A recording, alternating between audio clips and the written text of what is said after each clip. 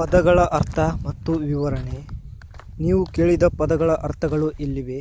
Hallelujah ಈ ಪದವು Hebrew ಭಾಷೆಯಿಂದ ಬಂದಿದ್ದು, ಇದರ ಅರ್ಥ ಕರ್ತನನ್ನು, ದೇವರನ್ನು ಸ್ತುತಿಸಿರಿ ಅಥವಾ ಯೆಹೋವ ದೇವರಿಗೆ ಸ್ತೋತ್ರ ಎಂಬುದಾಗಿ. ಇದು ಸಂತೋಷ ಮತ್ತು ಕೃತಜ್ಞತೆಯಿಂದ ದೇವರನ್ನು ಹಾಡಿ ಹೊಗಳುವ ಸೂಚಕವಾಗಿದೆ. ಆಮೀನ್.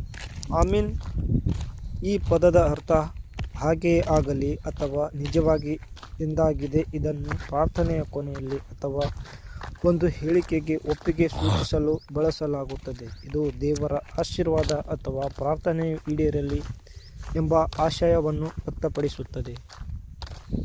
ಸ್ತುತಿ.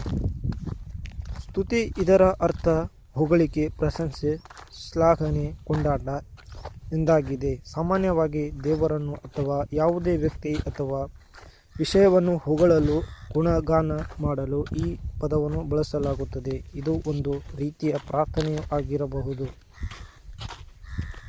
ಸ್ತೋತ್ರ. ಸ್ತೋತ್ರ ಇದು ಸಂಸ್ಕೃತ ಪದವಾಗಿದ್ದು, ಇದರ ಅರ್ಥ ದೈವತ್ವಕ್ಕೆ